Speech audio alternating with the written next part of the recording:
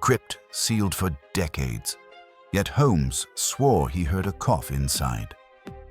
Welcome to Revenge Oath. I'm your moderator, Conan Doyle. Drop a comment. Where are you joining this mystery from? Your presence gives life to every shadowed tale. Thank you.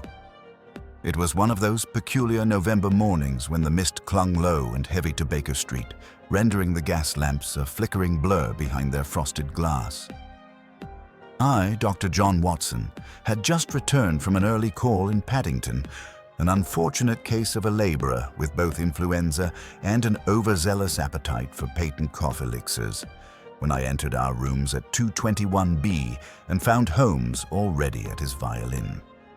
He was not playing, mind you, but rather scrutinizing the varnish on the instrument with such intensity that I feared he might begin dissecting it with a scalpel. The hearth had gone cold. A single teacup stood untouched on the table. "You're late, Watson," he said, without lifting his gaze. "Your patient is already dead, or else soon will be. Am I correct?"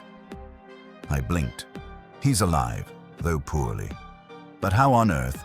There's a smear of menthol rub on your lapel and a faint tincture of camphor on your gloves," Holmes said with his usual maddening calm. "The scent is unmistakable.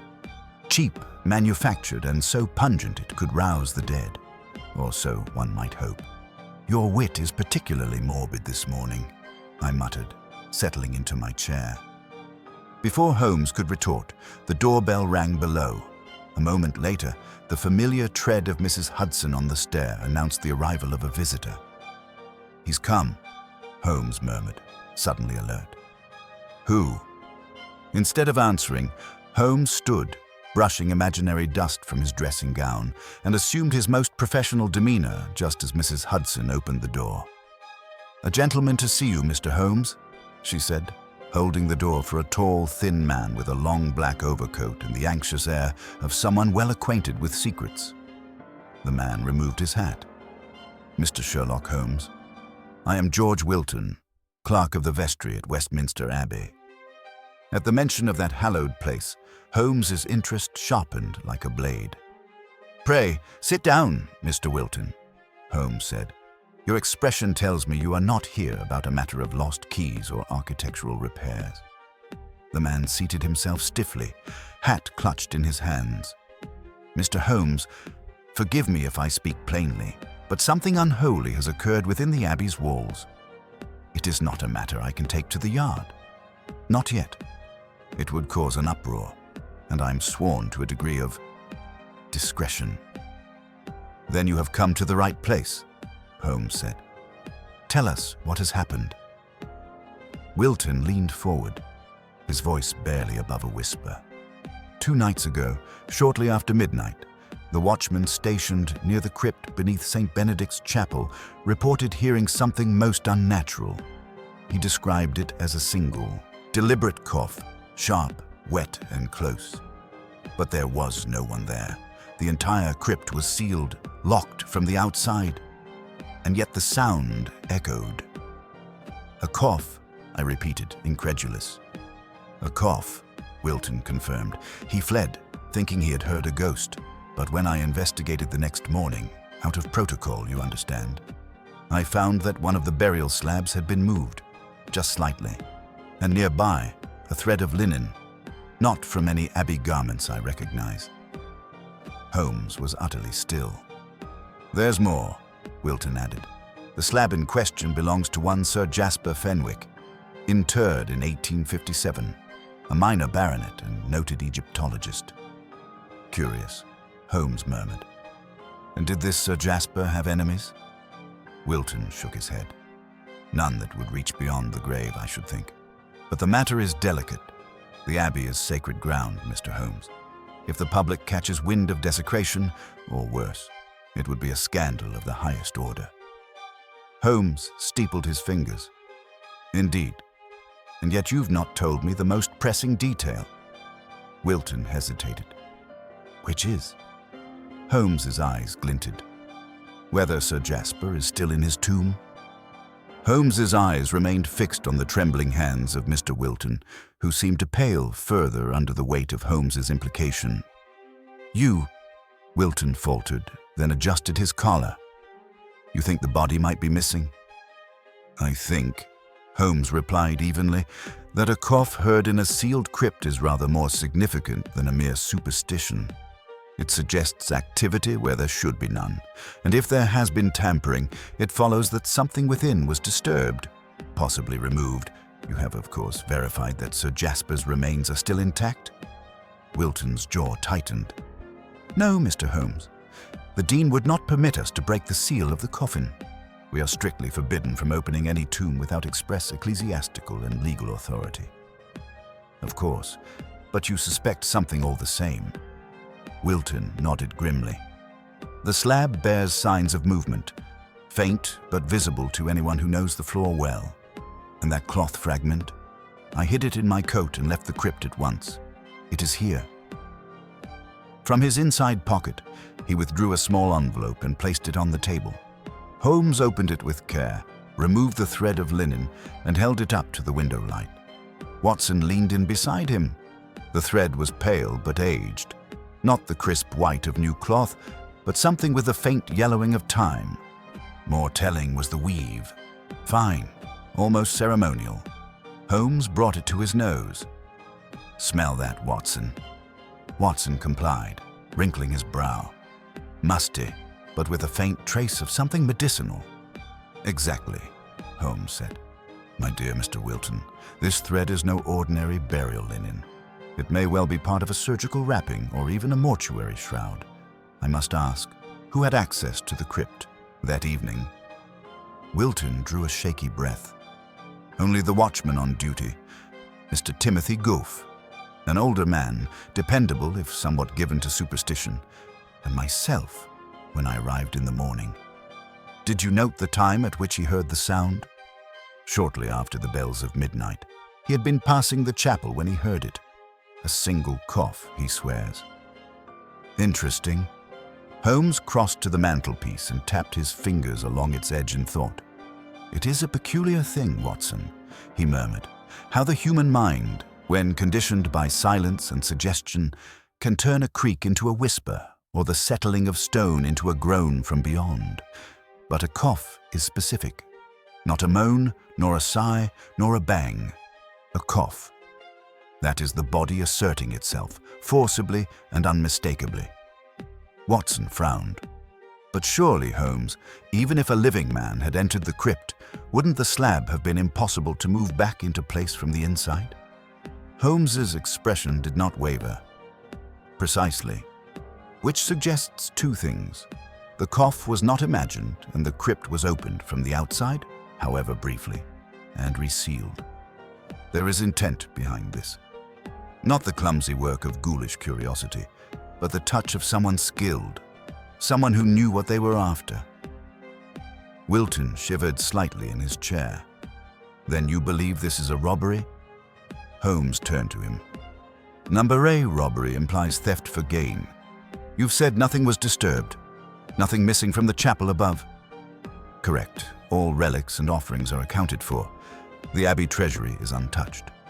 Holmes nodded. "Then whoever tampered with Sir Jasper's tomb did not do so for profit. They did so with purpose. Tell me more about him." Wilton seemed uncertain. "As I said, Sir Jasper Fenwick, Baronet. Died in 1857. He was something of a scholar in his day, specialized in ancient texts and Middle Eastern archaeology. Traveled extensively in Egypt and Mesopotamia. Retired in his later years to a townhouse in Russell Square. His burial in the Abbey was a matter of considerable debate at the time." "Oh." Holmes raised a brow. "Some objected," Wilton explained, "due to his controversial views on the sanctity of relics. He was known to challenge theological interpretations. Claimed to have found tablets that predated Genesis, if you can believe it. But his connections and titles won out. The Abbey had little say in the end." Holmes's fingers twitched at his lapels. "Controversial scholars, a disputed tomb, and now a phantom cough. Most suggestive." What of family?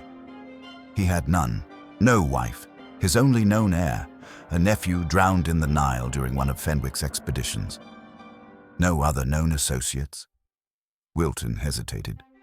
There is one name that appears often in our records, a Professor Henry Warburton. He was a colleague, perhaps even a rival. They co-authored several papers, but their correspondence turned rather acrimonious in the final years. Holmes turned sharply. Where might we find Professor Warburton now? Wilton cleared his throat. He maintains a residence in Bloomsbury. I can provide the address. Excellent. Holmes retrieved his coat. Come, Watson. We must pay a call on a man who argued with a dead Egyptologist, perhaps more recently than he cares to admit. As they departed into the swirling London fog, Wilton's thin voice followed them down the stairs. Be cautious, Mr. Holmes. The Abbey holds many secrets, and not all of them are eager to stay buried. They emerged into the clamor of Baker Street just as a hansom cab rattled past, wheels slick with drizzle. Holmes flagged down the next one with a sharp gesture and slid in with his usual flourish. Watson followed, his brow furrowed. Do you really believe Warburton might have tampered with the grave? Holmes smiled faintly. I believe, Watson, that a man who has spent his life in the shadow of another's fame may do strange things when offered one final chance to assert superiority, particularly if that opportunity arrives in the form of a corpse. But the cough is the key, Holmes interrupted. Not metaphorically, literally. Someone alive was in that crypt. If it was not one of the clergy, nor an intruder seeking gold, then who? We must entertain the possibility that someone was entombed, either by design or accident, and still breathing.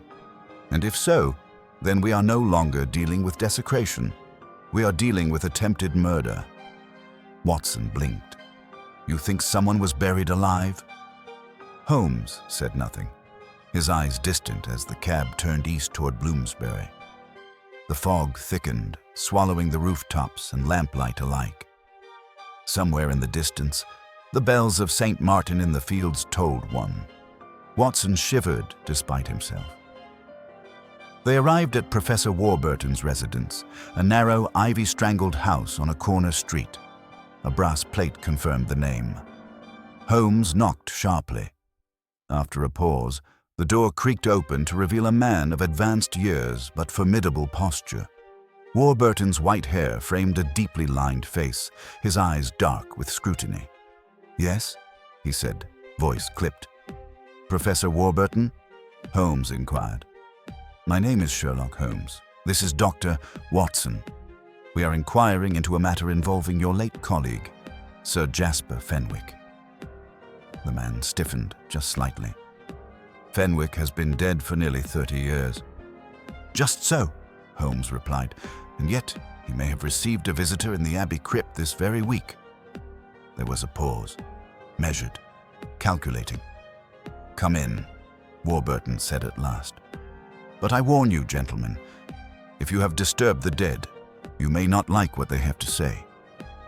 As they stepped into the dim hallway, the scent of dust, ink, and something faintly acrid clung to the air.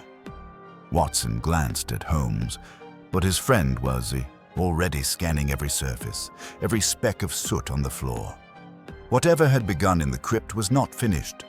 Not yet. The hallway into which Holmes and I stepped was narrow, lined with high-backed chairs and oil portraits whose eyes seemed to follow us with academic suspicion. Dust motes swirled in the air, and somewhere deeper within the house, the slow tick of a grandfather clock kept solemn time. Professor Warburton gestured brusquely toward a study at the end of the hall. Through here. Let's not pretend this is a social call. Holmes made no apology as he entered the study, his eyes already flitting across shelves, sagging with books, a cluttered writing desk, and a sideboard on which sat a half-drunk glass of brandy. Your study is rich with distractions, Professor, Holmes observed. You favor parchment over type and still annotate your margins with pencil rather than pen. Traditionalist habits in a man whose field concerns ancient disruptions to orthodoxy. Warburton did not rise to the bait. Spare me the games, Mr. Holmes. If you're here about Jasper Fenwick, you're 30 years too late. He was a fraud." "Is that so?" Holmes said lightly. Warburton's hands tightened around the armrests of his chair. "He published false interpretations. He claimed to have translated tablets that do not exist. He wrote of a cryptic pre-Sumerian priesthood and secret rites. Absurd. But the scientific community believed him because he was charming and titled. I buried the truth the same year we buried him." "Curious choice of words," Holmes murmured. The professor's expression darkened. "You're not here to discuss academic rivalry. What is it you want from me?" "Information, Professor," Holmes said, seating himself across from the man. 2 nights ago, a cough was heard in the crypt where Sir Jasper lies entombed. That cough coincided with subtle signs that the tomb had been opened, though there is no record of such an event. I believe you can shed light on what may have been disturbed." Warburton stared at him a moment, then glanced at me. "Is this your chronicler, then? The loyal Watson?" "Very well." He rose and crossed to the bookshelf, removing a single, slim volume. "This is Fenwick's last publication. It was suppressed by the Abbey before his funeral, but I kept a copy. Not because I admired him, but because it disturbed me." He handed it to Holmes, who opened the yellowed pages with reverence. I leaned over to glance at the title, Whispers of the Uninitiated. The tomb, the tablet, and the breath of Anubis. Watson frowned. "Sounds more like spiritualism than science." "It is neither," Warburton snapped. "It's heresy wrapped in pseudo-archaeology. Jasper became obsessed with the notion that death was an error, that certain rites, correctly performed, could pause the soul's transition.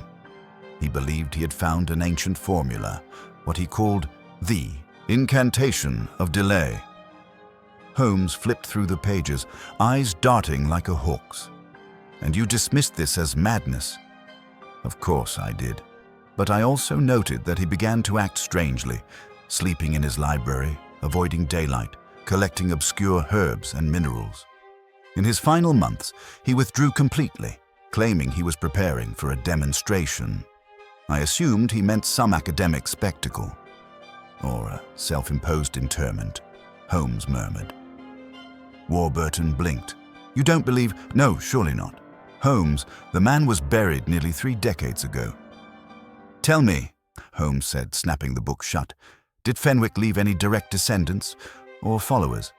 Pupils, perhaps, who shared his unusual convictions?" Warburton hesitated. "There was one, a student by the name of Lyle Digby. Younger man, feverish intellect, easily manipulated. He worshipped Jasper, but he vanished shortly after Fenwick's funeral. Some say he took his own life in grief." Holmes rose. "Do you know where this Digby lived?" "A flat in Fitzrovia, last I heard, near Howland Street." "Excellent," Holmes said. "Watson, we have a new destination." As we stepped back into the hallway, I glanced at the shadows that seemed to stretch longer than they should. "Professor," I said, pausing, "do you truly believe Fenwick sought to cheat death?" Warburton's eyes were tired. "I believe some men chase truth until it becomes delusion. Whether he succeeded or not, I pray we never find out." We departed into the fog, the street lamps burning like fading stars. The cab ride to Fitzrovia was conducted in thoughtful silence. Holmes turned the book over in his hands, flipping to a page he had dog-eared in the study. "There," he muttered. "Listen to this, Watson. If the sacred breath be withheld, the flesh may remain in waiting. To summon the tomb's answer, one must only disturb the silence with the cough of the living." "A ritual?" I asked. "A signal," Holmes replied. "A way to awaken or test the sleeper. Fenwick intended to be awakened." "You think he was interred? Alive?" "Not necessarily. But he may have made arrangements with someone who believed in his cause. A collaborator, perhaps, who ensured the ritual could be completed. And if so, then Sir Jasper may not be as still as we were led to believe." The cab deposited us on Howland Street, a row of Victorian flats shadowed by overhanging branches. A porter informed us that a Mr. Digby had indeed once resided at number 18. But the flat had been vacant for years. Holmes approached the door regardless. The keyhole was rusted, the windows dark. He knelt, examined the frame, and stood again with a quiet, "What is it?" I asked. "Someone has entered recently. The dust has been disturbed, and there's a faint imprint on the step. Leather-soled, narrow, not more than 2 nights old." He produced a set of tools from his coat and picked the lock with ease born of practice. Inside, the air was thick with disuse. Dust lay over every surface like a burial cloth, but the footprints Holmes had seen were now obvious, leading into a back room.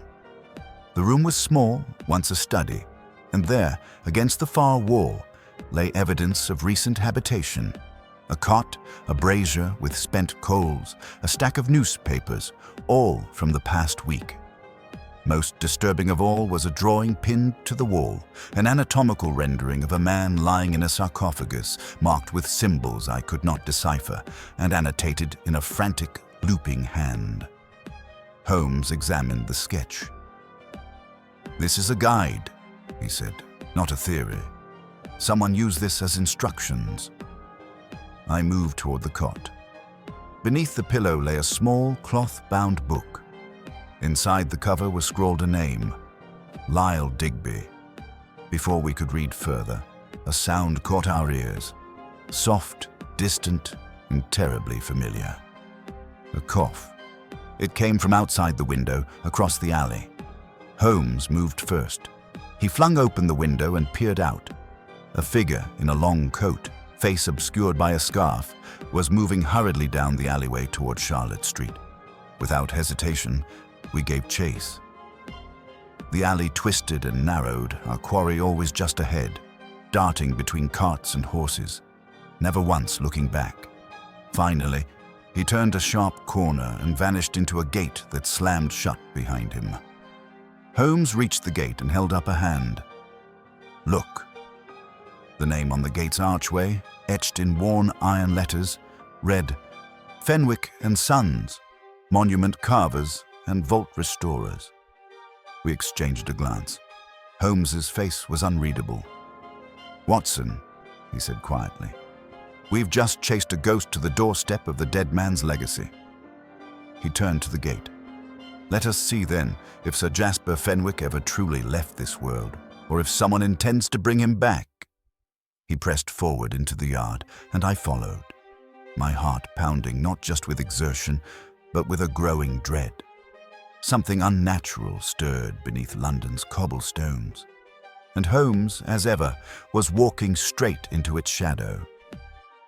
The wrought iron gate swung inward with a long, rasping groan that echoed into the stone-paved courtyard beyond. The name, Fenwick and Sons, hung in rusted lettering above the entrance like an epitaph, and the faint scent of limestone dust and linseed oil hung heavy in the air. By the dim glow of a gas lamp fixed to the corner of the adjoining building, we could make out a long workhouse with high, narrow windows, most of them shuttered. Holmes paused just inside the gate, his eyes scanning the ground. I noticed his hand hovering near the pocket that held his revolver. "Recently disturbed gravel," he murmured. "See how the stones are kicked up unevenly, Watson?" Someone ran this way in haste, and that glint near the workshop door, copper, possibly from the heel of a boot. I followed his gaze. Indeed, a faint metallic sheen caught the lamplight, a nail or small tack recently loosened and left behind.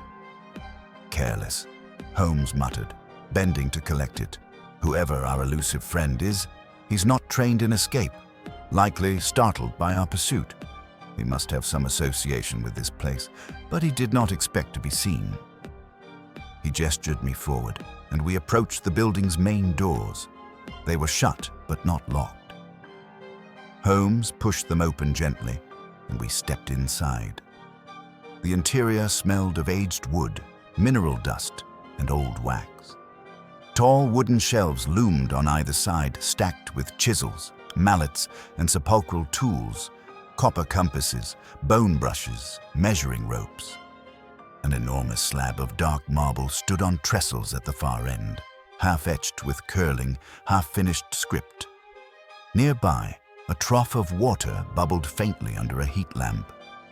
Holmes moved methodically, his fingers brushing tools and work surfaces. "This is no longer merely a workshop," he said. "It's an active site, used recently and at irregular hours. Someone is preparing materials not for public commissions, but for private purposes." "And the connection to Sir Jasper?" I asked. Holmes raised a hand to silence me. A creak sounded from overhead, barely audible. Then a faint shuffle.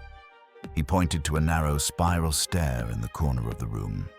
We ascended quietly, each step groaning beneath our feet. The staircase opened onto a small loft that overlooked the work floor.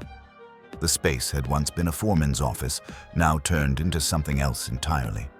A single oil lamp illuminated a table covered in yellowed parchments, sketches, and jars filled with dried herbs and powders. Several were labeled myrrh, juniper resin, henbane.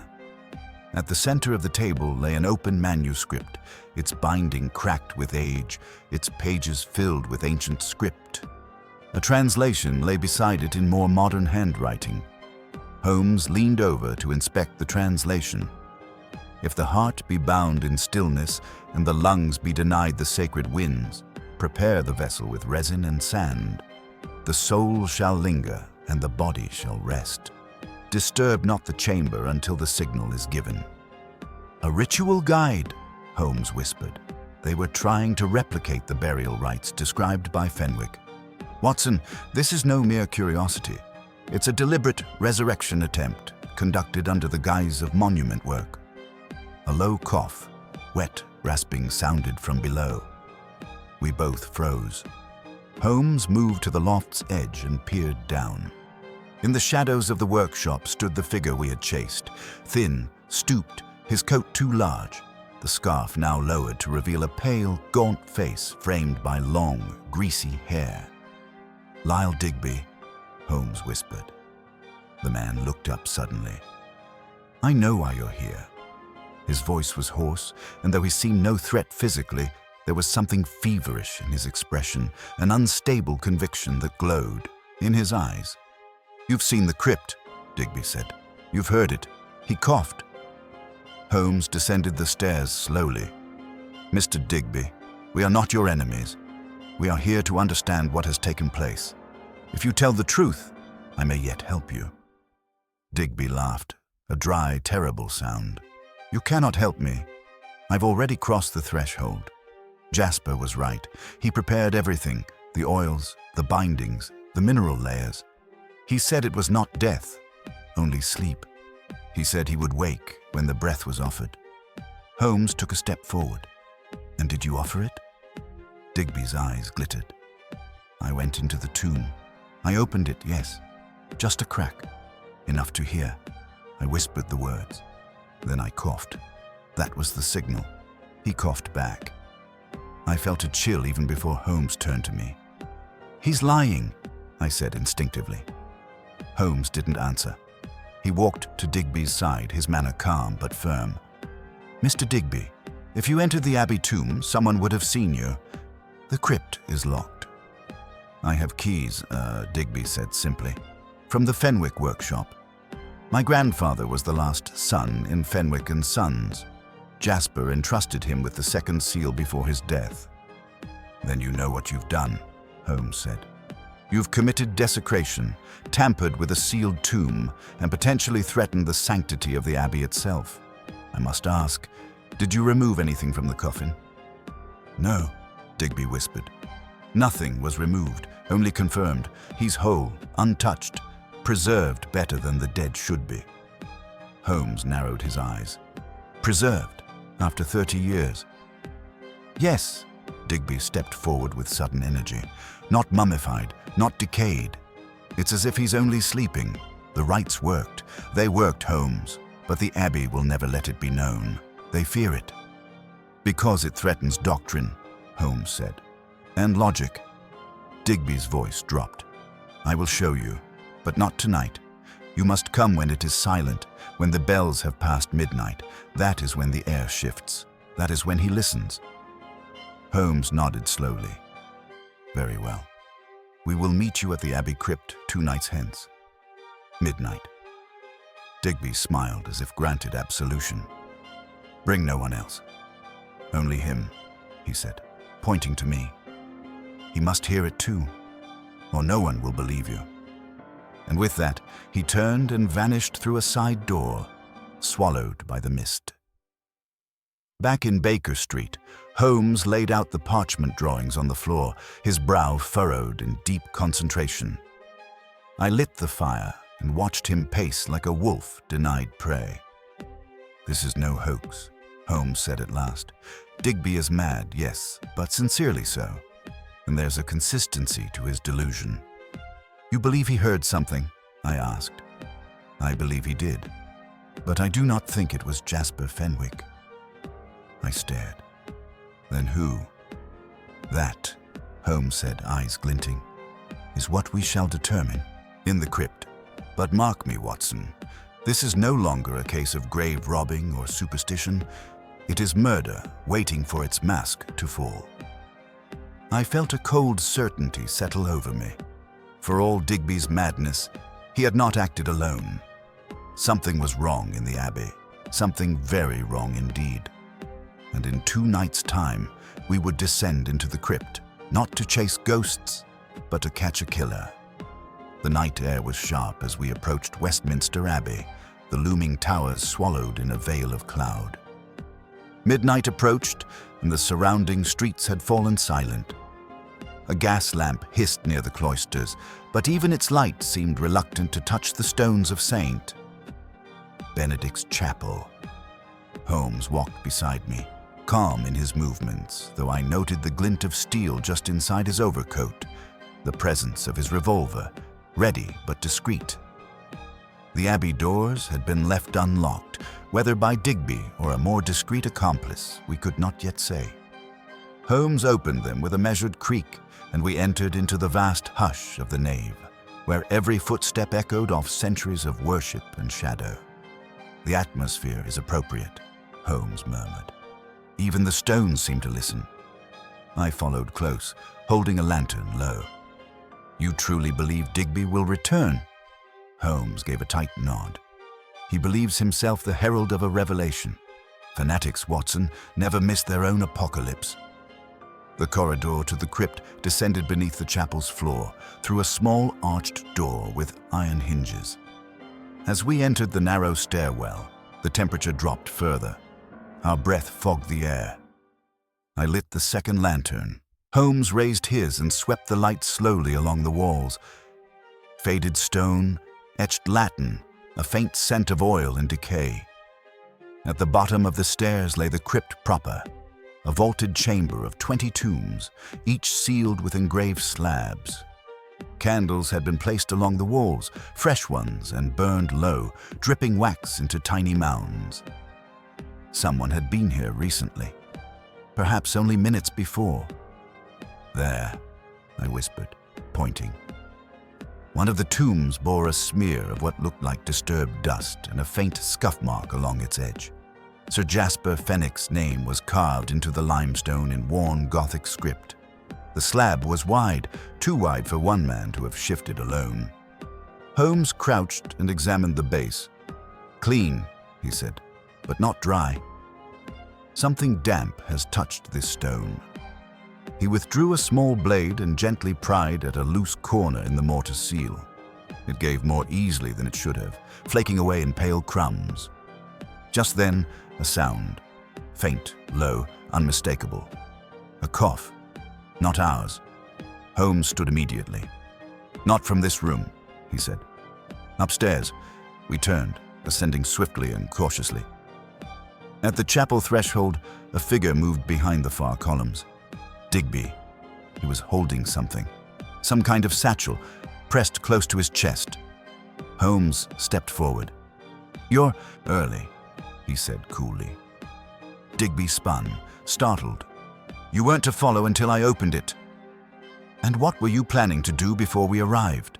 Holmes asked. Digby's hands trembled. "To complete the rite. He's ready. The conditions are perfect. The Abbey is silent. He must be woken now." Holmes stepped forward, his voice calm.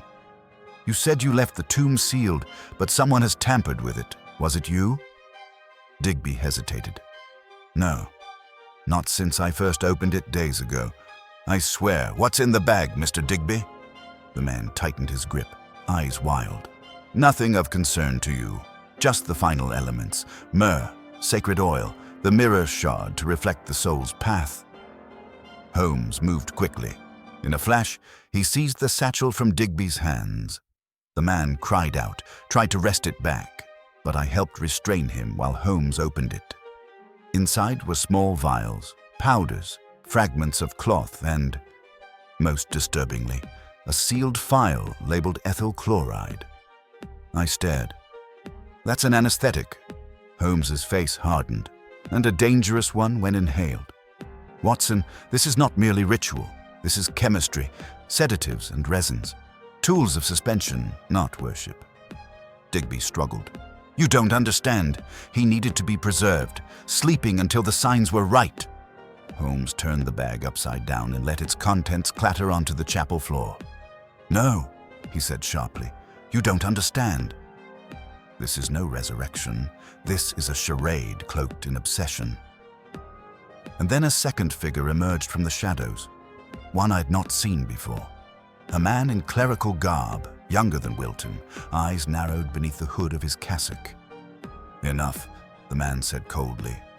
"That's quite far enough, Mr. Holmes." Digby's mouth fell open. "Reverend, but you said—" "Yes," Holmes said quietly. "You did say, didn't you?" The young priest stepped closer, and I recognized him now from Wilton's earlier mention, a junior chaplain, rarely present at public ceremonies. His name escaped me, but the expression on Holmes's face said he knew exactly who this was. "Watson," Holmes said calmly, "allow me to introduce Reverend Elias Trent, recently assigned to the Abbey, formerly of the Cairo Coptic Conservatory, and more recently known to Scotland Yard's Special Archives for his work with ancient embalming techniques. A name, I should add, that appears in one of Fenwick's final letters as a sincere correspondent." Trant's eyes flashed, and he reached into his robe, not for a cross, but a blade. But Holmes was already moving. A sharp whistle pierced the air, his signal, and from behind the altar, 2 constables emerged, pistols drawn. Lestrade followed, slightly out of breath. "Drop the knife, Trant," he barked. "You've nowhere to run." The priest turned to flee but was swiftly restrained.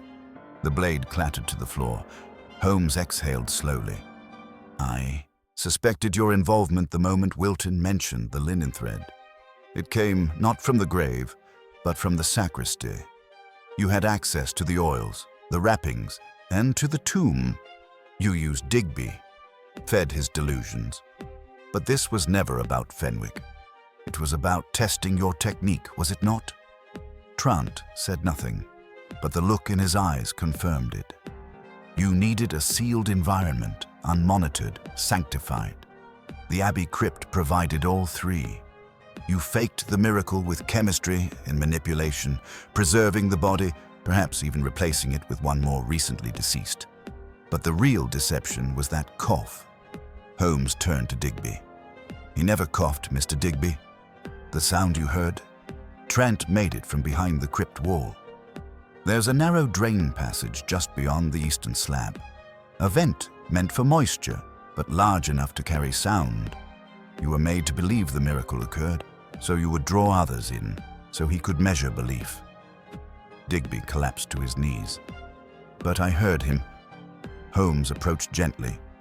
"You heard what someone wanted you to hear. But what you saw, if you truly opened the tomb, may still hold truth.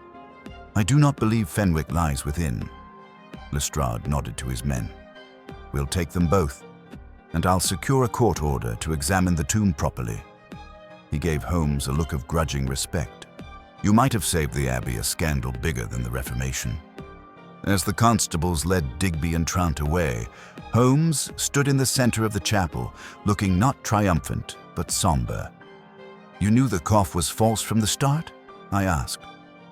I suspected it, but it was Digby's sincerity that gave it away.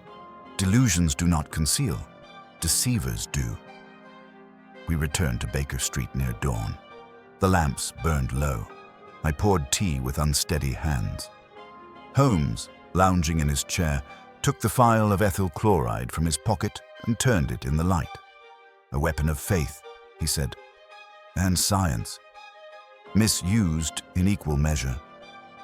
I looked at him. "Do you think Fenwick truly intended to return?" Holmes tapped the glass. "Number, but someone wanted him too. And in that longing, they found a madness greater than death." He fell silent, and for a while we listened only to the faint rustle of wind outside, as if even London itself exhaled in relief that the dead, at least for now, would remain at rest. Morning light crept sluggishly into Baker Street through the fogged window panes, as if reluctant to disturb the thoughts still swirling in Holmes's mind. He had barely spoken since returning from the Abbey. While I do not consider myself a stranger to Holmes's silences, this one had a strange flavor, less the calm aftermath of a case neatly concluded, and more the quiet of a puzzle still unfolding. He sat now in his armchair, chin resting on steepled fingers, eyes half-lidded yet sharply alive. The phial of ethyl chloride remained on the table beside him, placed with deliberate care as though it might speak again if left undisturbed long enough. I paced. The suspects are in custody, the ritual debunked, Digby's delusions explained, and Trant's manipulations exposed. Surely that should satisfy even your standards of resolution. Holmes didn't respond immediately. When he did, his voice was distant. It should. And yet, he stood, crossed to the side table, and drew out the copy of Fenwick's Whispers of the Uninitiated that he'd retrieved from Warburton's home. He opened it once again to the dog-eared passage he'd shown me earlier. "If the sacred breath be withheld, disturb not the chamber until the signal is given," he murmured. "Holmes, surely you don't give credence to these ramblings." He looked up sharply. "Not to the metaphysics, Watson, but to the method. Trant was no mystic. He was an anatomist, a chemical embalmer, and he wasn't testing belief. He was testing conditions, the precise combination of herbs, air quality, and suspended breath. That's why I'm unsettled. This wasn't theater, it was trial." I felt a chill stir in the morning warmth. Then, what exactly was he trying to do? "Perfect a method of voluntary suspended animation," Holmes said. "A crude form, perhaps, but intended to simulate death closely enough that an individual could remain undetected, sealed, even buried, and survive." "Madness." "Indeed," Holmes agreed, "yet not without precedent. Fakirs in India have been known to enter trances that mimic death, only to revive days later. Cases in Cairo, in Alexandria. Even our own coroner's archives record a handful of near-cataleptic recoveries. But this is England, Holmes. This is a crypt in Westminster Abbey." "Which is what makes it the ideal place," Holmes said, tapping the book. "Sanctified, untouched, preserved. A perfect place to stage an illusion, or conceal something altogether more deliberate." He looked at me with unsettling clarity. "Watson, what if Sir Jasper Fenwick never died?" I stared. "You think the body buried there isn't his?" "I think," Holmes said, pacing now, "that the Abbey was offered a ceremonial corpse, a substitute, perhaps a body prepared by Fenwick himself, treated to resist decay. It would explain Digby's awe, his claim that the body was perfect, unchanged after 30 years. He wasn't describing a preserved corpse. He was describing someone not dead. But surely, such deception couldn't have been maintained for decades." Holmes turned. "Unless the one man capable of verifying the truth was silenced or complicit." My mind raced. "You mean Wilton?" Holmes nodded. "Or someone above him. Someone with influence enough to prevent the coffin's opening. And motive. At that moment, Mrs. Hudson entered with the post. Holmes took the letters without comment, but one envelope caught his eye immediately. He opened it with a flick of his knife and read the note inside. His brow darkened. "It's from Lestrade," he said. "The Abbey granted the Yard permission to open Fenwick's tomb at dawn. But when the team arrived..." He paused. The tomb was empty. I nearly dropped my teacup. Empty. Stone slab pried loose, coffin lid cracked and displaced. No body. We stood in silence. Somewhere, distant bells struck the hour. "Someone was watching us, Watson," Holmes said. "Trant's arrest forced their hand. They removed the body, if indeed it ever lay there at all." "Then what now?" Holmes turned, sharp with purpose. "Now we revisit the one man who has never stopped guarding the Abbey's secrets." "Wilton?" "Yes, but not in the vestry." Holmes reached for his coat. "We're going to his home. There's something he didn't say when he came to see us. Something he's still hiding." We hired a cab and crossed the city in tense quiet, the fog lifting in wisps over rooftops and chimneys. George Wilton's residence in Kensington was modest, terraced, ivy-framed, and meticulously kept. Holmes noted as much as we approached the door. "Not the dwelling of a man under scandal," he said. "Which means either he's innocent, or he believes himself untouchable." Holmes knocked. After a moment, the door opened, not by Wilton, but by a woman in a pressed grey dress, early 40s, eyes red from recent tears. "May we see Mr. Wilton?" Holmes asked gently. The woman hesitated. "I'm afraid he isn't well. He's in bed. He had a fainting spell this morning after hearing news from the Abbey. We won't trouble him long, but I must insist." Reluctantly, she led us upstairs to a narrow bedroom. Wilton lay propped on a bank of pillows, face pale, breath shallow. His eyes flickered open as Holmes approached. "I suppose you've come about the tomb," he rasped. "Yes," Holmes said, seating himself beside the bed. "And about Sir Jasper." Wilton laughed softly, painfully. "You don't believe he's dead?" "I believe," Holmes replied, "that someone went to great lengths to convince the world he was." Wilton looked away. "It wasn't my plan." "Whose then?" Wilton took a shuddering breath. "Years ago, before his death, or what was supposed to be his death, Fenwick summoned me. He told me he had discovered a method of entering a kind of deep stasis, voluntary, controlled. He had everything prepared, but he needed the Abbey's cooperation, a sealed crypt, a coffin undisturbed. And you agreed?" "I was young," Wilton said. "Impressionable. He offered scientific glory. Said he would return in time and write again. All I had to do was maintain the illusion." "Did you ever see him after the burial?" Wilton shook his head. "Number. But others did. Trant found him, helped him re-enter the crypt to test new iterations. But I think something went wrong." Holmes leaned forward. "What do you mean?" Wilton's voice dropped. "He was supposed to emerge after 10 years, then 20, but he didn't. Trant grew impatient. He began altering the rituals, applying chemicals, and now..." He paused, wincing. "Now it's out of control." "Where would Fenwick go?" Holmes pressed. "If he awoke and escaped the Abbey." Wilton's eyes fluttered. "There's a vault beneath the Fenwick monument site. It connects to the old Roman catacombs near the river. He planned it long ago, a back door to his legacy." "Thank you," Holmes said quietly. "You've done more than enough." As we descended the stairs, Holmes' face was grim. "Watson, summon Lestrade. Tell him we need men and lanterns at the Fenwick Monument Yard, tonight." "You think he's there?" "I think," Holmes said, pausing on the threshold, "that Sir Jasper Fenwick is no longer a myth nor a memory.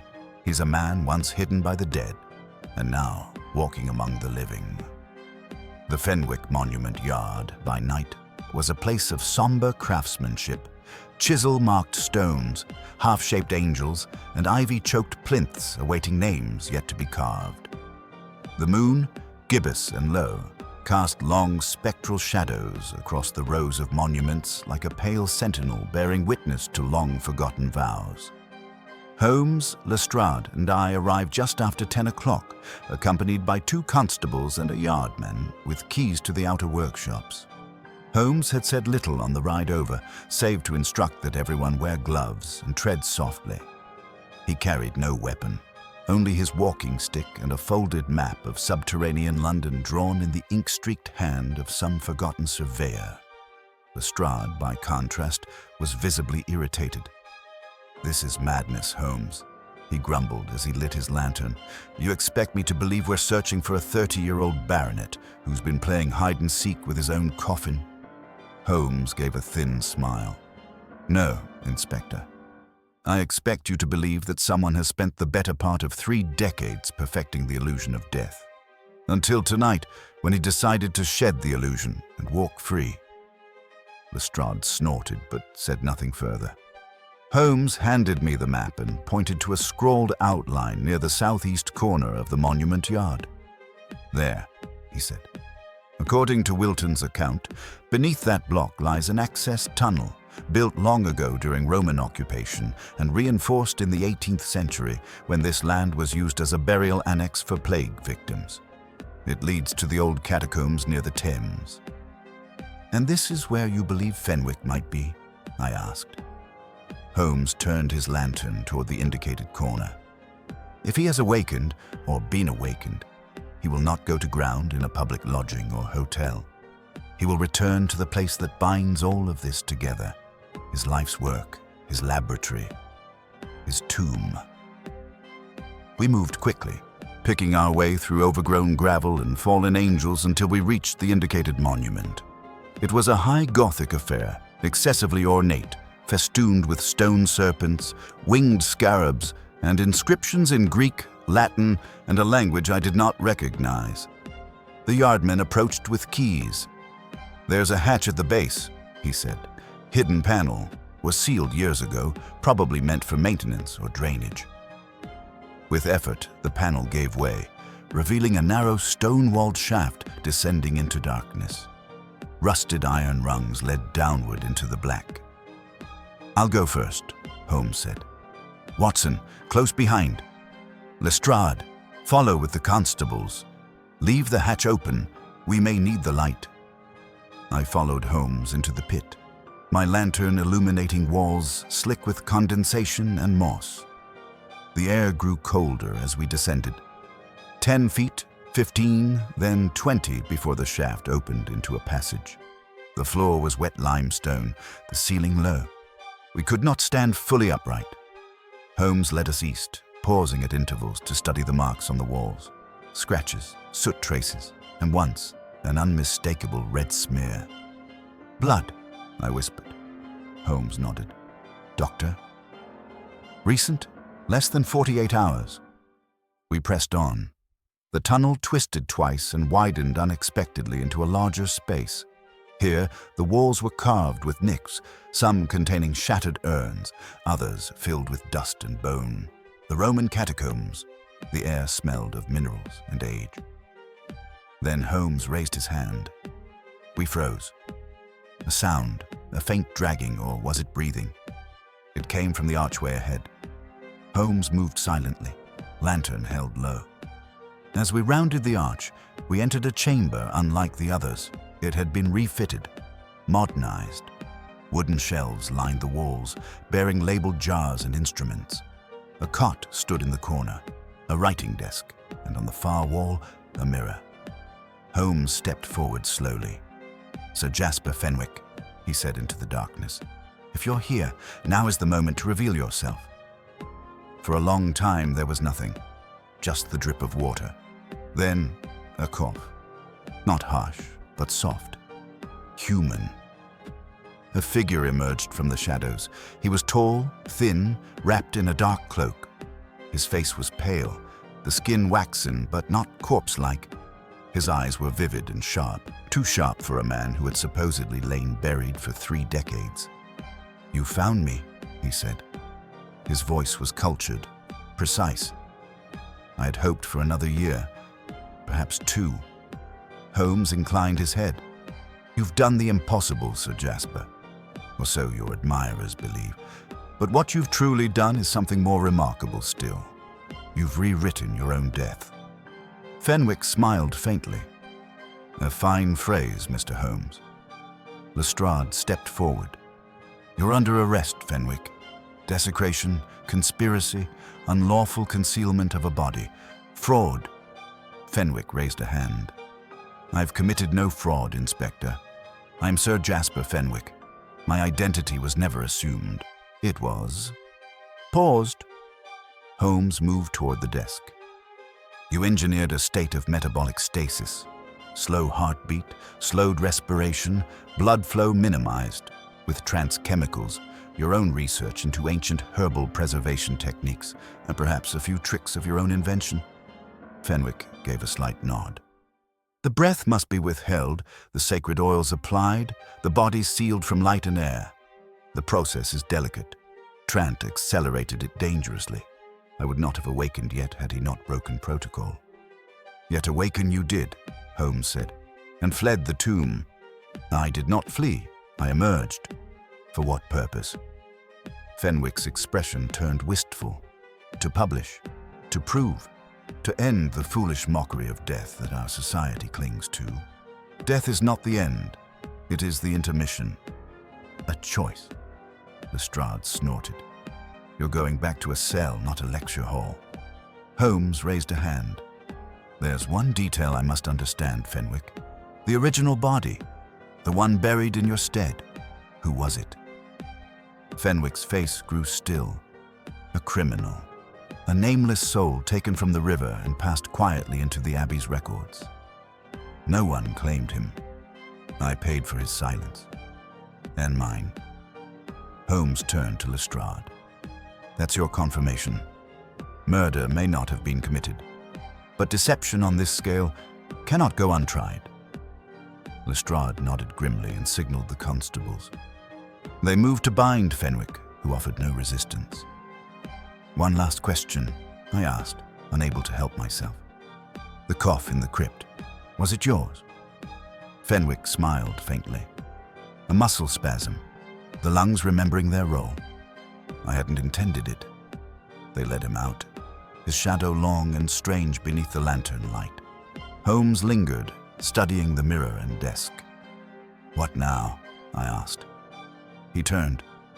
"We reseal this place, burn the contents, leave no trace. Fenwick's knowledge is too dangerous to survive him." "But surely..." "No, Watson," he said sharply. "This was never about conquering death. It was about cheating it, and that path leads not to progress, but to delusion." I nodded, and we ascended the shaft in silence. Behind us, the crypt closed again, not with ceremony, but with finality. By morning, the only breath in the Abbey would be that of the living, and the cough of the dead, now silent forever. The dawn broke over London with a strange stillness, as if the city itself had paused to consider the events of the night. Westminster's grey spires stood solemn against the sky, unaware or perhaps indifferent to the secrets unearthed beneath their foundation. In Baker Street, Holmes sat by the fire once more, his features thoughtful, withdrawn. Not with triumph, but a sort of austere contemplation that I had come to recognize as the lingering echo of a case that touched more than the law. He held a single sheet of parchment in his hand, one of Fenwick's personal notes, retrieved from the underground chamber before Lestrade sealed it off. Though Holmes had insisted that much of Fenwick's research be destroyed, he had kept this page. He now regarded it in silence, as though awaiting it to whisper one final confession. I sat opposite, a cup of tea growing cold in my hand. "It's over then," I said, though even as I spoke it felt like a question more than a conclusion. Holmes did not look up. "Over, yes, but not ended." "What's the difference?" Holmes gave a faint, mirthless smile. The end implies a tidy resolution. Closure. What we have is only cessation, a full stop at the end of a sentence that was never meant to be finished. I frowned. Fenwick is in custody. The deception is exposed. The Abbey restored. And yet, Holmes said, folding the parchment precisely, a man succeeded in fooling science, church, and law for 3 decades. He fabricated his death, disappeared beneath one of the most scrutinized sites in the empire, and emerged again with his faculties intact.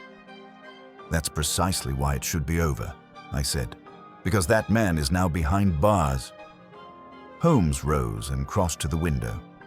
Outside, the street was waking.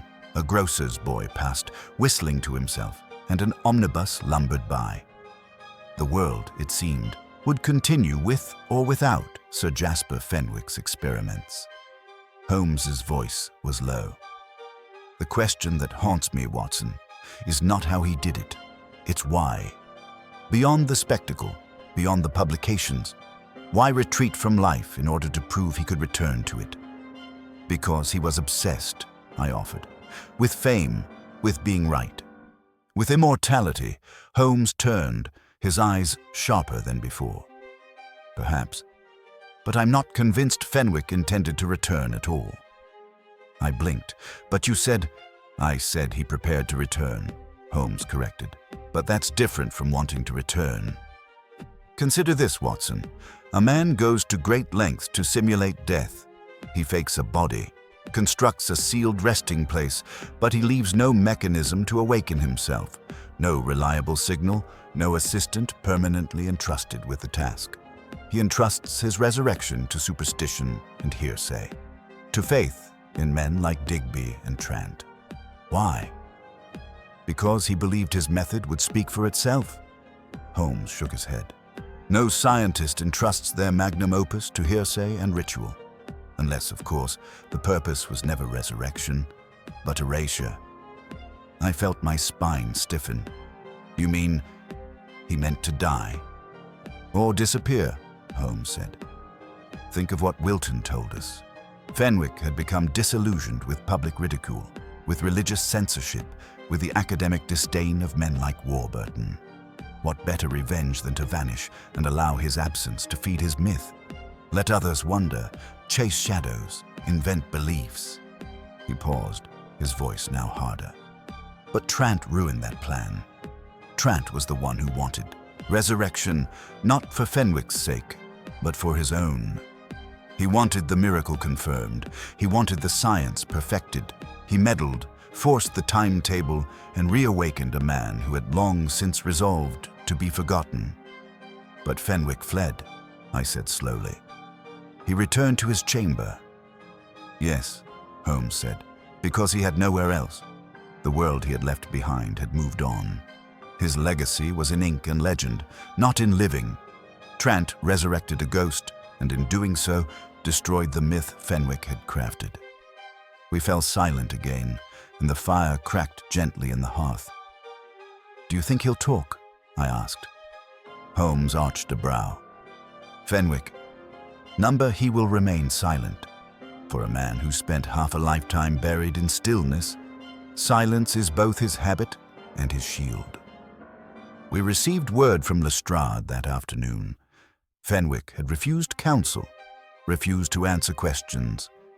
He sat in his cell at Newgate in a posture of quiet dignity and, as Lestrade put it, seemed more like a professor awaiting a lecture than a prisoner awaiting trial. That evening, Holmes received a second visitor. Mrs. Frances Wilton, sister to George Wilton, arrived shortly after 7, her bonnet damp from rain and her face pale with restrained grief. Holmes greeted her with courtesy and bade her sit. I've come, she said quietly, because I believe my brother kept a journal. I've searched his effects. It's missing. Holmes nodded. Your brother admitted his role in the deception. A journal would be natural for a man forced to carry such a burden. I fear he gave it to someone, she said, or hid it somewhere at the Abbey. Holmes considered. If he did, it may yet surface, and when it does, It may do more than exonerate him. She looked up. More. Holmes leaned forward. It may name others. Fenwick's fraud spanned years. It would not have endured without quiet assistance. Clerics, scholars, perhaps even politicians. If Wilton's journal exists, it is no mere confession. It is evidence. Mrs. Wilton left soon after, and Holmes returned to his violin, playing long into the night. An eerie, minor melody I did not recognize, but which seemed to me the very sound of burial and breath. The following day, as predicted, the press broke the story. Though Lestrade tried to restrain the details, too many tongues had wagged. Baronet rises from the grave. Mystery in the Abbey. Corpse vanishes. Science or sorcery. Westminster wakes the dead. And so Sir Jasper Fenwick became a myth again. This time not for his disappearance, but for his return. Weeks passed. Fenwick's trial was scheduled, though he remained silent throughout pre-hearing examinations. Trant was less composed. He confessed to nearly everything, naming Digby as his accomplice and claiming that he alone had performed the recent tampering. Then, one cold morning in January, Holmes received a letter. No return address. A bon tirage. Single sheet, folded crisply. The tomb is sealed, the breath withheld. Silence is the final sanctity. It was unsigned, but I saw Holmes's expression change the moment he read it. He showed it to me, said nothing, and placed it in the fire. We never spoke of it again. But some months later, a curious article appeared in a lesser scientific journal, an unsigned paper on ancient embalming practices and their potential psychological effects. The writing was sharp, dry, and eerily reminiscent of Fenwick's voice. Holmes clipped the article, folded it neatly, and tucked it into the back of Whispers of the Uninitiated. He said nothing then either, but I understood. You see, in the end, Fenwick may have lost his legend, his sanctuary, and his disciples. But Holmes was right about one thing. Some men do not return for the world. They return because it refuses to let them go. The spring brought no thaw in public interest. Even as crocuses stirred along the stone skirts of the Abbey and the city shook off its winter melancholy, the case of Sir Jasper Fenwick lingered like an unresolved chord in the cultural memory. Pamphlets and serialized accounts, some breathless with sensationalism, others veiled in scholarly restraint, filled bookshop windows. They called him the living baronet, the Lazarus of Westminster. And yet, despite the spectacle, Sir Jasper himself remained mute. The trial was postponed twice. First on account of his medical condition, then at his own solicitor's request, citing questions of mental capacity. Holmes regarded these delays with a steadily deepening frown. "One delays a reckoning only so long," he said one morning, scanning the Times. "Sooner or later, the truth demands its moment." It was not the trial that concerned him now, but something deeper, something unfinished. I knew the signs well, the late-night violin improvisations, the newspaper clippings accumulating in untidy stacks, the questions that seemed to circle back on themselves like wolves hunting their own tails. "What troubles you, Holmes?" I asked, setting aside my teacup. "The man is secured. The science has been discredited. The Abbey will survive the scandal." Holmes tapped his fingers against the back of his chair. "The science, yes. But not all truths are chemical, Watson. Some rest in motive. The why, as you've often heard me say, is the deepest root. I thought we'd settled that. Only partly." He stood and paced to the hearth. "Fenwick buried himself, figuratively and literally, but he didn't act alone. Trant we have. Digby we understand, but there's still one player whose role has yet to surface, a figure in shadow." I leaned forward. "You believe there was another accomplice?" Holmes turned, his eyes sharp. "Number, I believe there was a master." Before I could reply, there came a knock at the door. Mrs. Hudson entered with a telegram. Holmes opened it swiftly. "From Lestrade," he murmured. "Curious. What is it?" "Wilton's journal has been found." My heart gave a small jolt. "Where?" "Hidden inside the Abbey organ casing. Slid behind the lowest pedal, a place no casual hand would find." Holmes was already reaching for his coat. "Come, Watson, the tune is changing." We arrived at Scotland Yard within the hour. Lestrade met us in his office, grim-faced, the leather-bound journal on the table between us. "Read it," he said simply. Holmes did, quickly and in silence, eyes flicking back and forth. Then he passed it to me. What I read made my skin chill. June 2nd, 1857. He came again tonight, breathless with excitement. He believes the formula complete, but there is fear behind his eyes. Not of failure, but of discovery. He named a man. A.W. said the man provided the resources, paid for the vault, bought silence from the coroner. If I write the name, I break a vow. If I don't, I live in fear of what this man might do. June 3rd. Sir Jasper made me swear. If anything should happen, I am to go to the second crypt. There, beneath the old Roman stone, I will find the final piece. But I am not to open it, only to know it is there. The man called A.W. will know it too. And if he comes asking, I must never admit it. June 9th. The rites are complete, the body interred. But I think he's watching still. Not Jasper, him. A W stands behind the curtain of this theater, and he waits. I think he always has. Lestrade leaned back. We ran the initials. We thought it might be Warburton, but the timeline doesn't match. He was a rival, not a backer. Holmes shook his head. Number A.W. is not a scholar. I frowned. Then who? Holmes looked up. Archibald Winthrop. The name meant little to me, but Lestrade blanched. The Home Secretary? Former, Holmes corrected. Retired in 1874. But in 1857, he was Under-Secretary for Ecclesiastical Affairs, responsible for appointments, funding, and structural oversight of major religious institutions, including Westminster Abbey. Lestrade exhaled. That would give him access, influence, the power to bury secrets literally. And a reason, Holmes added.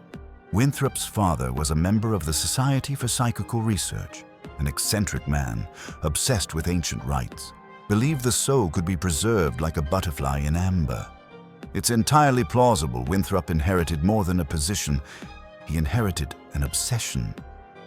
So you think he funded Fenwick's experiments? I asked. Not just funded, Holmes said. He directed them. Wilton's journal makes it clear. Fenwick was terrified of discovery, not by the public, but by Winthrop. Lestrade stood. We'll question him. Holmes's tone turned quiet. You may not get the chance. We found Winthrop 2 days later. Not in Westminster, not in the halls of politics or law, but in his family mausoleum outside of Richmond, seated in a carved chair, with his hands folded over a copy of Whispers of the Uninitiated. Dead. No sign of struggle, no wound.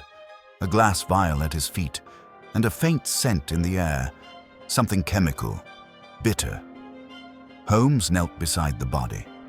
He sealed his silence, he said, just as Fenwick tried to seal his legend. I looked at the vial. Was it suicide? Holmes nodded. Voluntary. Composed. He knew we were closing in. Lestrade found a final letter in the desk within the mausoleum. Unsent. Addressed to be opened in the event of my death. They will call me mad. A fool. A criminal. But I was none of these. I was a believer. Jasper was my vessel. Through him, the veil would lift. Through him, we might touch the echo of the soul and prove what faith could only guess. But faith is fragile, and men like Holmes, they cannot see past the formula. They mistake mystery for deceit. So be it. Let them call it madness. Let the Abbey keep its silence. Let the dead keep their secrets. Holmes read it without expression. Then, folding the page, he said only, "The last thread has been pulled." In the weeks that followed, the press turned their attention elsewhere. Fenwick was ruled mentally unfit to stand trial and committed to a private sanatorium where he refused food, refused speech, and finally, refused breath. He died 2 months later. Of his final words, there were none. Holmes never played the violin after that case. Not for some time. I once asked him why, and he answered with a tone I shall never forget. "Because I fear the strings might remember him." I understood. Some cases close with the sound of a cell door, others with a judge's gavel, but this one ended with the soft hiss of breath withheld and the silence that follows when a legend lays itself down again, not to rise. The case of the cough, heard in the crypt, had ended, but its echo, its deep, rattling echo, lingered in our bones for many years to come.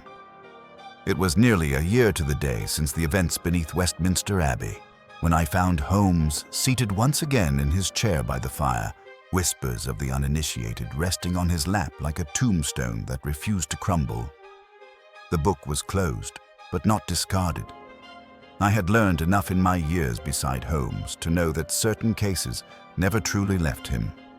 Some, like persistent ghosts, simply ceased to haunt aloud.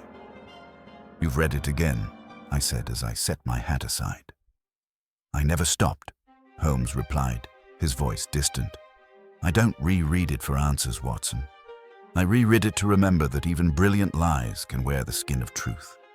Outside, the fog pressed against the window like a living thing, patient and heavy. The lamps had been lit early that day. London was in one of her moods, wet, brooding, and stubbornly indifferent to any comfort but the hearth. "Tell me honestly," I said, taking my seat. "Do you think Fenwick died believing he failed?" Holmes glanced at me. "He did not fail. Not in the manner you mean. You give him credit," I said carefully. "I give him consequence," Holmes said. "What he attempted, what he did, was not science, not truly. It was myth made method. He weaponized belief. Not his own, perhaps, but that of others. Digby, Trent, Wilton, even Winthrop. He built a lie so meticulously crafted that it began to act like the truth. That is more dangerous than mere madness." I shivered. "You speak as though the case isn't over." "In the legal sense, it is," Holmes said. "The Abbey is silent. The public has forgotten. The scientific community has returned to its dissections and debates. But ideas, Watson." He tapped the book on his lap. "Ideas do not stay buried. They ferment." He set the book down gently. "I received a letter yesterday." My attention sharpened. "From whom?" "No signature," Holmes said. "No address. But it included a single page in handwriting strikingly similar to Fenwick's. Whether authentic or forged, I do not yet know. But it contained a brief passage, one I do not recall from any known copy of Whispers." He reached into the side drawer and withdrew a slip of paper, placing it on the table between us. I leaned in. The breath may be withheld, but not forgotten. The soul returns where the body dares not, and where silence reigns. Listen. There, the echo walks. I looked up, uneasy. "You think this is a threat?" Holmes shook his head. "A whisper, a reminder, perhaps from someone who still believes, or someone who knows more than we uncovered." I leaned back, watching the fire flicker. "Do you regret burning the rest of his work?" Holmes was quiet for a moment. Some truths are not ours to test. Fenwick's legacy was not knowledge. It was illusion, and the cost of that illusion was borne by men whose faith outpaced their reason. "Like Digby," I murmured. "Like Winthrop," Holmes added. "Like Wilton." I paused. "And what of you, Holmes?" He looked at me then, really looked at me, with the weight of everything that had passed still settled in his eyes. "I believe in facts, Watson. But I also believe in caution. There are lines even truth must not cross if it means the unraveling of all that binds society together. The dead must stay dead, not merely for biology, but for order. He stood, walked to the window, and looked out at the darkening street. "I sometimes wonder," he said softly, "what might have happened had Trant waited. Had Fenwick been allowed to awaken on his own terms, would he have emerged a prophet or a prisoner?" "You said he didn't want to return," I reminded him. Holmes nodded. "And yet he did. And that, perhaps, is the most tragic note in all of this. He set out to control death, but in the end, he became its servant." A long silence passed between us, the fire crackling in the grate like a whisper from some other place. Finally, Holmes turned back. "You should write this one, Watson." I blinked. "You want it published?" "Eventually. With care," he said. "It need not name the Abbey, nor the men who fell to the illusion, but the caution must be preserved. Let the public believe in the strange cough if they must. But let them remember what curiosity can become when it is dressed in robes and rites." He crossed to the desk, retrieved his pipe, and struck a match. "We will have more cases. The world has no shortage of liars and murderers, but few ever attempt to rearrange the nature of death itself. And none," I said, "will ever do so beneath the floorboards of Westminster Abbey again." Holmes gave a thin smile through the smoke. "Number, that door has been closed." We said little else that evening.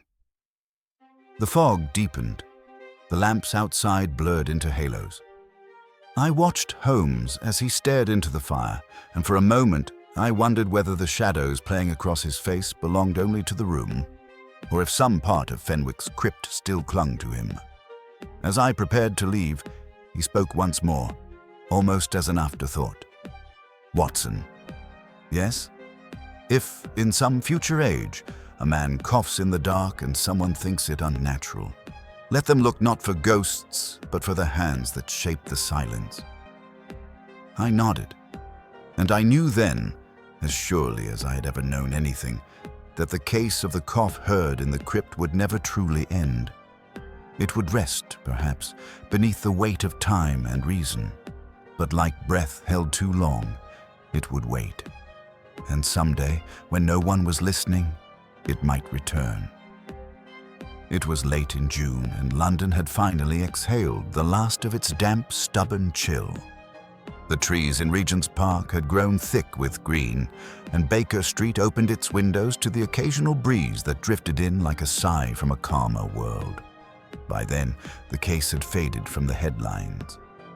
The Fenwick affair, as the papers had branded it, was now a curiosity of the season, a strange blend of scandal and spectacle, much discussed over dinner but little understood.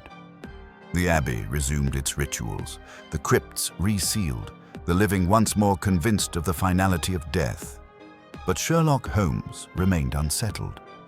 I found him one morning, not with his violin, nor buried in a monograph, but staring into a glass case he'd brought down from the top shelf of his cabinet.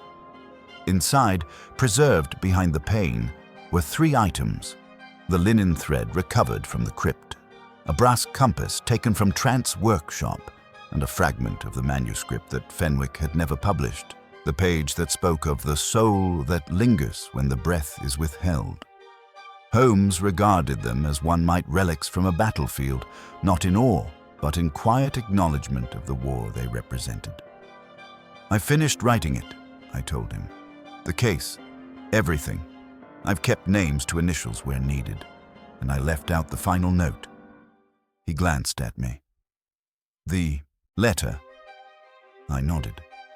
"The one we received, the one suggesting it wasn't over." Holmes leaned back, wise. "Let the public sleep. Let them believe in a solved mystery rather than a sleeping one." There was a pause. Then I asked the question that had been waiting too long. "Do you believe anyone else knew the full truth, beyond Winthrop's?" Holmes didn't answer immediately. He reached into his pocket and withdrew a note. This arrived last night. No address, but it bears the seal of the Royal Society. Not official, personal. He handed it to me. The message was brief. Your investigation was thorough, Mr. Holmes, thorough enough to find what you are meant to forget. Do not dig deeper. Let what sleeps remain so. The line between science and sanctity is thin, and we must all agree. Some questions should be buried.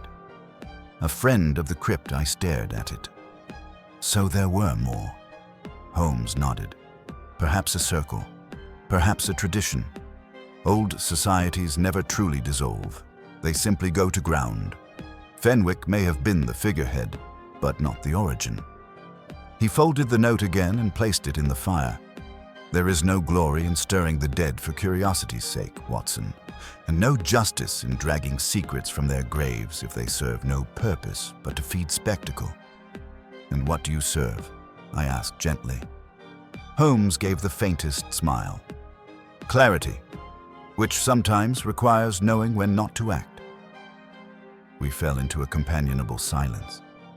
Outside, the clatter of hoofbeats mingled with the rustle of leaves. Somewhere, a street singer lifted her voice, bright and tuneless, as the city continued its eternal march. At length, I stood to leave. Holmes remained in his chair, watching the fire as if expecting something more to emerge from its depths.